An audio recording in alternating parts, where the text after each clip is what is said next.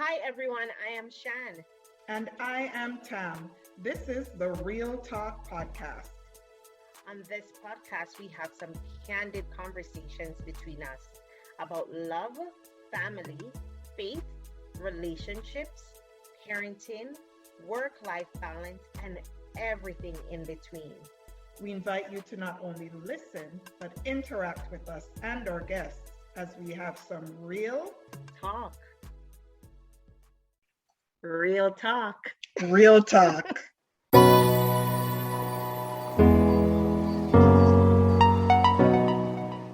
So greetings, Shan and Tam fam. It is summertime.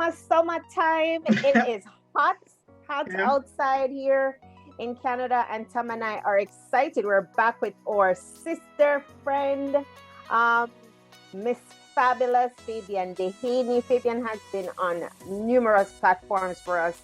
Our YouTube channel. She's been on different live shows.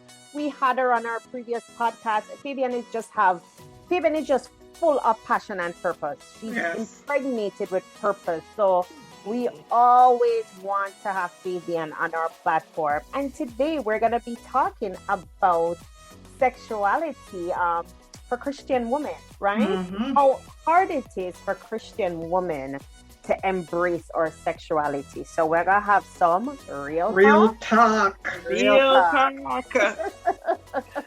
So Fabian, why? When me hear that topic, I'm gonna say, why Ms Fabulous? No. She'll bring the fire. Should I ramp it up about it? Something I know. We need to have these conversations, because I find sex is such a taboo thing in general. But when you talk about it in the church with Christian women, it's like, no, we don't talk about that. But we need to have these conversations. We sure do. And I think that's one of the things I wanted to talk about because, me love talk about the sexuality and talk about sex for wives and Christendom. And I'm like, this is an interesting thing to talk about because I don't believe it's just in like one denomination. If you talk to different Christian women from different background, it's very similar. We just shy away from this topic, especially when it comes to us as women on our sexuality and who we are. The only time we talk about it honestly is when we get married and we're about to do marital counseling.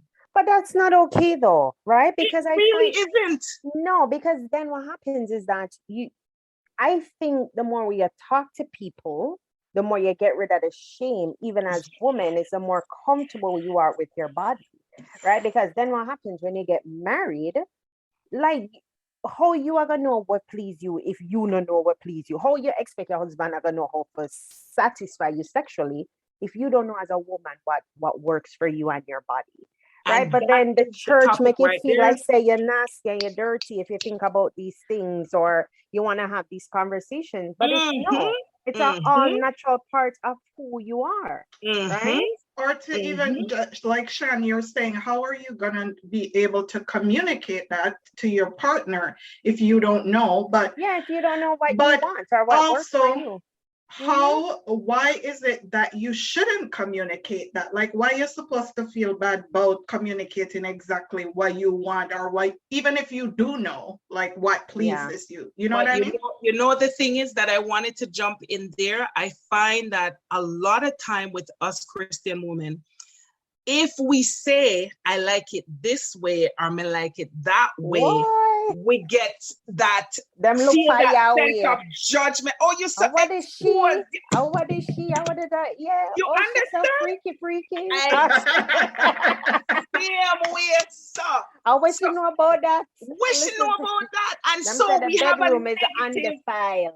The bedroom in the Christian marriage is undefiled. So whatever you want to do with your husband, right? Go ahead and do it. You do what and you want make to do. It normal. And also it goes to tell you that even with being married, sometimes it's not a safe space, or a husband, we feel kind of timid to even express that to them because there's a notion about good girl in the church, and a Christian woman should be this way and that way. And a lot of time we say, yes, the bedroom undefiled, but most of we just in there do missionary, because that is the undefiled position. Wait, so them are the mama and papa. Mommy and daddy. Listen, don't kill me tonight. Do not kill me at all. Them are the mama and papa. Like we play some Dolly House thing from back in the day.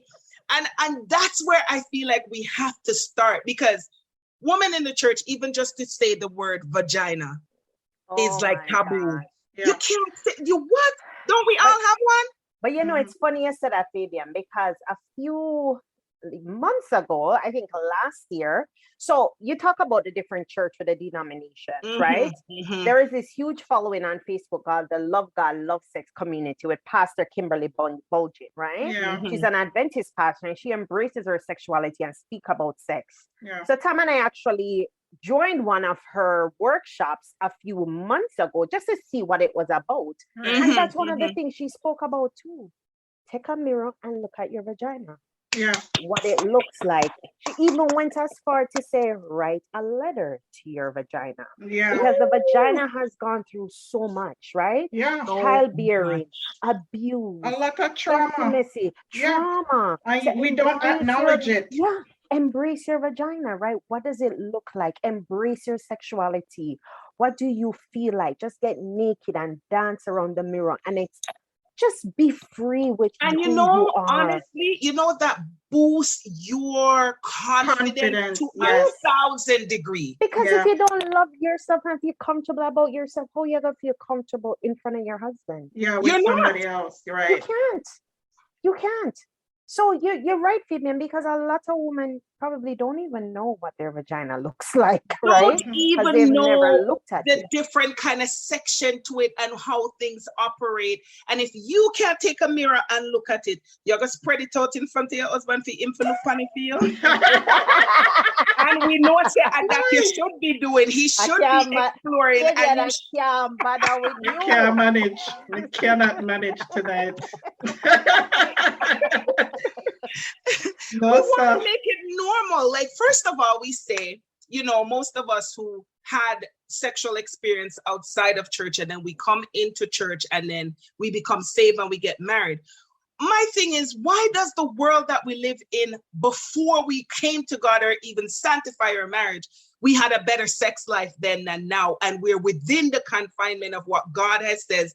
Yes. This is what I've created, because we put shame now into something that should be, it's praise and worship. I always say to people, like, the best praise and worship should be happening at your house. It is praise and worship. God has given us a gift to use in the confinement of our marriage for praises. Listen to me. You ever read Songs of Solomon? Oh, girl! Remember that even make us start on Songs of Solomon. Okay? We might just sit back and listen to the tone, because it sounds like I'm very passionate about this. Extremely. When you hear Songs of Solomon, Tam, you have to think and wonder to yourself, but listen, sex is not supposed to be dirty or nasty. It's something beautiful that we need to embrace within our relationships. Real talk. We do. And especially as women in the church, where we're in this thing and we're selling this thing, and we go to the epitome of getting married and not enjoying our sexual pleasure, not understanding that all of what we have, like Solomon said, the two towers and all them erect, and when him touched it, like, let's talk. Yeah. This is what I'm talking about. The real deal about the female body.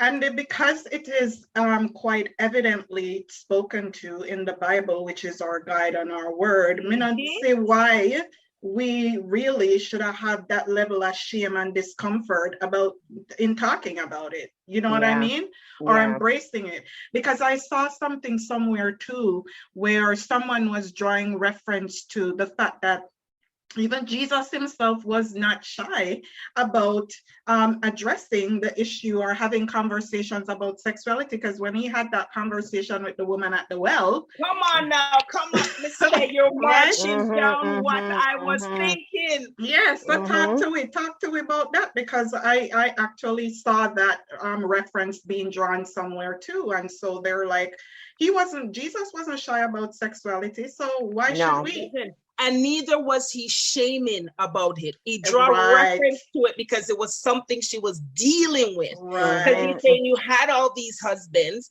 and the one you're with now is not even your husband. And we know when we use the term husband or with, we know we're talking about. But it's a man she was with. He wasn't really her husband, but she was a very sexually appetizing woman who was out there exercising her sexuality, and hence why she came to the well. And you know what I love was before Jesus even went to the well, he said, I must go through Samaria. He knew. He knew he was gonna see her, and that's why he even sent his disciples away. Send the judgmental people them away. He sent the disciples away because he knew he needed to go talk to this woman. And you had a reputation of her public sexuality. Yes. She thought that Jesus would have been our number 7. You understand? She think that he would have been the number 7 man, of course, right? But he give her some water, but it was the spiritual water. It was a spiritual. So she thought he's coming with some like a flirtish thing, give me to drink. But he was coming with something deeper. He was coming to give her healing and not judging her lifestyle, but to say, come in and be fulfilled. And it's the same thing I wanted to touch on with women in the church, drawing reference to bring your sexuality, bring your sex drive, bring it all into your marriage, and not have it on the side where you can't unpack it and you can't share. Say, me like my foot up the son, me like when I go fast, your son, slow down around here, son, grab up this while you do that, like swing on the chandelier. You like when I swing on the chandelier. You should be comfortable saying that without judgment. Right. Real talk. Real talk.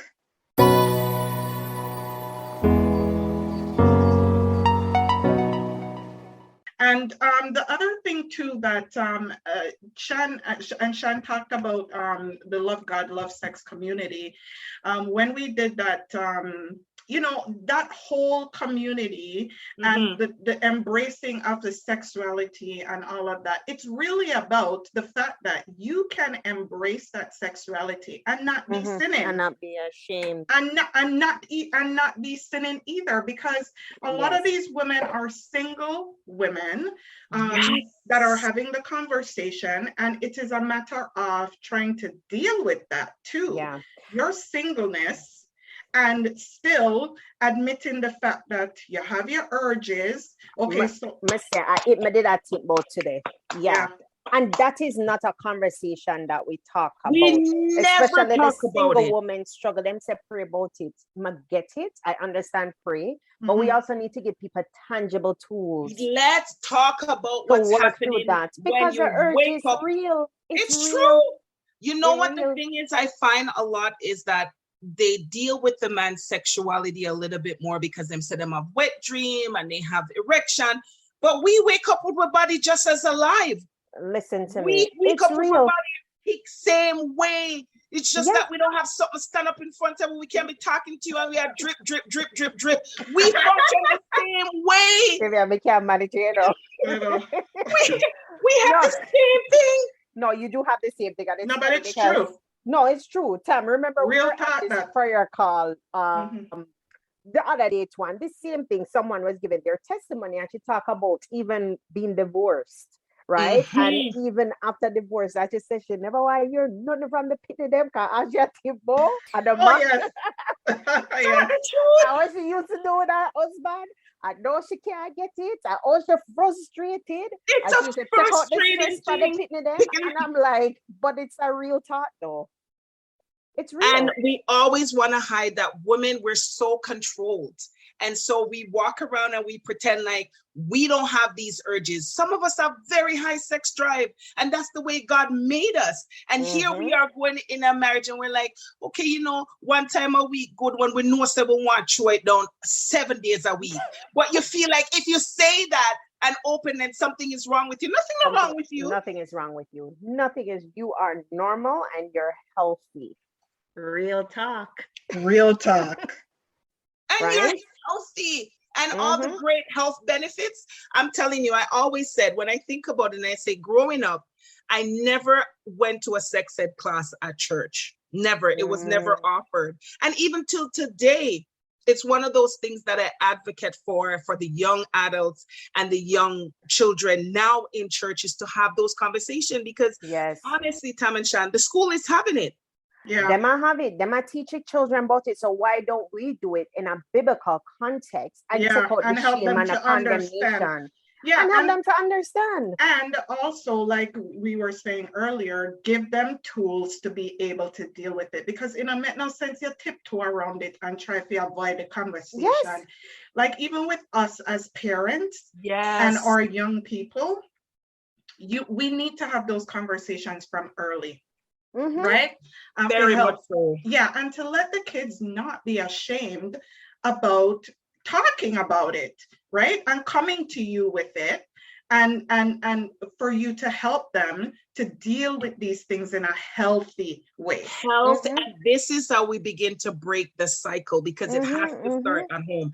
I'm going to tell you guys a quick little story. Just 2 days ago, I was by my sister and we were having some conversation with their sons, because all of our lastborn, or my lastborn and Anne-Marie's firstborn and Sophie's lastborn are the same age. Yeah. And we were talking about the consensual age to have sex.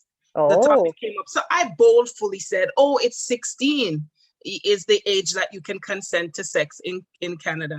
And my 15-year-old said to me, there is a disclaimer. He said 16 is the legal age. However, mommy, you can have sex before you're 16. And not be illegal. I said, really? So I draw for Mr. Google and he began to explain, because, you know, I thought I had solidly had my points them down. And he said, yes, if you can have sex before you're 16, but you and the person has to be the same age, and it isn't someone who's older or any kind of priority sort of authority, that somebody has authority over you, where it would be construed to be. Yeah, true. When I pull up Google, I was speechless. I said, and this boy was quoting it to me straight from his head. I said, where did you learn this? He said, in grade 6. Wow. Look at that. Grade 6. So it goes right back to say we need to have these, because the school is having this conversation with their 14-year-olds and 12-year-olds. And here we are not having those conversations with our children. Incorporating it to give them Bible principles. And that's what we need to do. Or why bring it here? Because I always say to my son, don't run it down, you know, because it's when they get married, pum dash way upon you, dash way. So you can have it morning real talk. And night. Real talk. You understand? We have to tell them these things. It is something good, but why go? They're gonna have it with Michelle and Antoinette and Simone. Let's take it inside, and you can have it all you want, however you want it. And at the end of the day, teenage pregnancy is just one thing. There's so many other things that comes with premarital sex, right? The uncurable diseases and the different things, right? So why not talk to them about it? Why not talk? Biblical context. This is where we go back to show, because when they look at marriages, when they really look at the marriage them in the church, if we're honest, is that something really the world make this hookup sex look so much more appetizing than we who married in the church? First of all, we feel sour, so either we not get enough or we not express with self. But we don't walk in with no smile and no joy and no happiness that you have a healthy sex life. We need to change the narrative. Right. Yeah. Real talk. Real talk.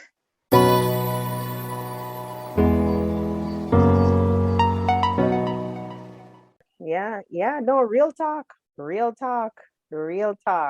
And the one person empowered another person, I think that's how the message is gonna come across. And to take away the shame and condemnation. I think that's such a big thing. Mm-hmm. And let's talk about it. Let's start showing. You know, one of the things people struggle with is PDA. I don't know why. They just feel like I can't show affection. But sex is not, and sexuality is not just in the bedroom, you know. Right. It's creating the atmosphere of it in your life, outside and inside. Nobody's saying you want to go hump him out there upon the road, but hold him hand. You know, touch your husband. Intimacy, even text messages, different things, right? Yes. Different things to create that level of excitement and be okay with it. If I want to send my husband a little raunchy text, why can't I? I'm reading it over me if it thinks to me if I send John 3:16. We know Jesus died for you. I know, we can't manage. I know. No, real talks. Send him the message. Sometimes you feel like you're gonna message in the morning, God so loved the world. Yes, when you're witnessing to the new convert and the unsaved, but when you are messaging your man, get raunchy. Tell him how you can't wait for him to come home and, you know, maybe draw some reference out of Solomon, and you know what I'm saying? But we can't keep it. Solomon. You understand? We can't just keep things as women and we have it inside of us and we just bolt it up and say, I can't do this and I can't. Liberate yourself. Yes. No, Fabian, real talk. You look like we forgot get it for come talk to some of the women in our church. Because you have enough to say. They might cut me out when we're done. They might not put me out at church. But no, this conversation is real. Yeah, it is necessary. Yeah, it's a real thing, and let's practically talk about it. And I feel like the first thing is to make it normal, where we can talk about these things in the confinement of women who want to get married or women who are already married. Let's have the conversation, because for years you hear, stay away, don't do this, don't do that. And then as soon as you get engaged, then you're buying me lingerie and you're buying me this. Like, what am I going to do with it? What am I going to do? Don't have the conversation with me to say, what does it look like? What do I do? How do I handle it? How do I express myself? Can I scream? Can I holler? Can I, you know? Yes, but you can. Interesting, but it's funny as that, you know, and this is not a Christian movie, but Bridgerton, right? The first season. Yes. You have to draw a reference to Bridgerton, right? Yes, I watch it too. I know exactly what you're talking about. Her mother never spoke to her about what to expect. She had to ask the, I think the maid. Yeah, the maid. What to expect the night of her wedding. And for the longest time, she was trying to get pregnant. And she didn't know why she could. Well, this man was just not. Until the one day when she really wall him down and get her things. But she didn't even know what she was doing or what she was missing out. What she was doing. And I thought that was her innocence was so, it was so sad because she just didn't know, and her mom didn't explain to her. And a lot of our young ladies don't know. And it goes right back to the point that we started with when you guys shared about really loving up on and writing a letter to your vagina, because it's been through a lot. Some people have been raped. Some people have been touched on inappropriately. Yeah, exactly. And so there's no healing. And so you already view your body and your private part as something violated and something not worthy of caress and love and pampering. So the first thing is to normalize in your head that whatever happened, I need to get counseling, I need to resolve that, but I need to understand that this that I have here is asset. I always say to the young ladies, listen, don't feel so this diamond when man put by your hand, I just will look by you. Them are paid down. This is a full-time payment for what you're going to give them for the rest of their life. It has value. Right. It is valuable. Even though all of us have one, but he's choosing one. And even though all the men have one, you're choosing one. There's value that comes with choosing one person. And I don't want you to come into a relationship where you choose one person, you can't touch it, you can't look on it, you can't lick it, you can't do this, you can't. So much you can't do because you don't know what to do with it. You just think it's for baby. Real talk. Real talk.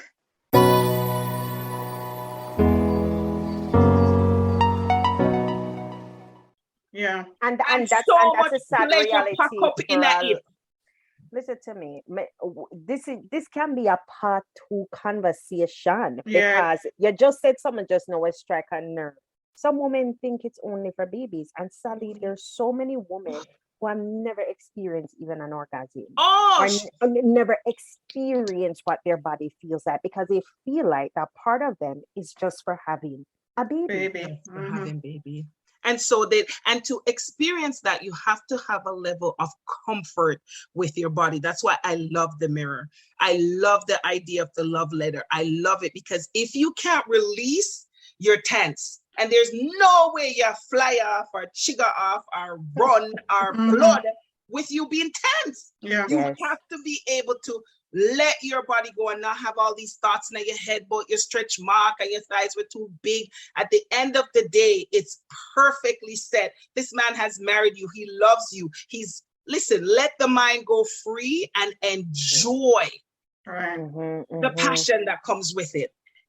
Yeah, a lot of what you said has, I mean, our sexuality is, it's just an integral part of who we are as humans, right? And, you know, it's because a lot of what we've experienced, like we've talked about the fact that, you know, people have been inappropriately touched. You've been in bad relationships. Those experiences have not been good. Like a lot of that is wrapped up in our past and our memories and our existence.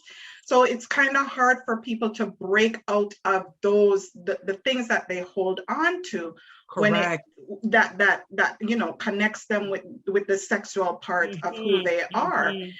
But I think that, you know, and I also think that just society in general have a lot to play in how we process all of that too, because here's the thing, and I think this is why sometimes we shy away from it in the church, because it is so much a part of the world, you know, and the images and the things that are aligned with it in the world. We don't want to associate with that, you know? True. That's true. So they've taken something pure and made it like a publicity. Yes. So the church sometimes feel like if I tackle it, I'm entering in that zone instead of owning it back and let's package it properly. Right. And so this is why these conversations are necessary for us to reframe and rephrase that discussion. Yeah, we have to reframe it. Yeah, right. We have to reframe it. Yeah, and take control of it. Yes, yeah, exactly. So, you know, we really, Fabian, we can't love you one more time. If we love you one more time, Miss Seraphy Lion, we are going to take it. But we appreciate you so much for opening up these conversations, these thoughts that, you know, we really should be having these conversations that we should be having amongst ourselves, and really bringing the truth and some realness to it all. Right? So again, we love you, we appreciate you, we thank you for giving us your time. Yes. We definitely having you back, because you missed the audition. She couldn't even sit down in a fear seat tonight. I haven't seen her so excited about that topic. We need a part two.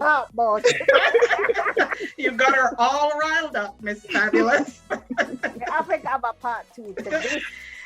Yes, but all mine, ladies, all mine. Fabian is a busy woman, and listeners, she has her coaching sessions going on as well. One is coming up this Friday. Yes. Right? What time is it, Fabian? It's going to be at 7 p.m. Okay. Yeah, so we need to just get connected and to put your stuff out too on our platforms, because we want, I mean, you have these real conversations, and we've been to your workshops, and trust me, it is worth the time, people. Good information. Very good information. So, you know, we encourage you to support Fabian in any and every way possible. And thanks for listening. Listeners, tell us your thoughts on this topic. Like, what are you thinking, right? We know some people don't want to put themselves out there, but send us those messages that we've been getting. We thank you again for joining us on another episode. Listen to us on Spotify, iHeartRadio podcast, on Spreaker, Facebook, YouTube. People, share it. And comment, share it with a friend, and start a discussion in your own group of friends. So we thank you again for listening, and we'll see you next time on Real Talk.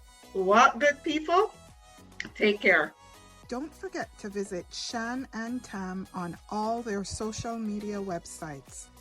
At Sisters Shan and Tam on Instagram, Shan Tam Lodge-Lee on Facebook, and check out their blogs at shanandtam.blogspot.com. Tune in again next time on Real Talk.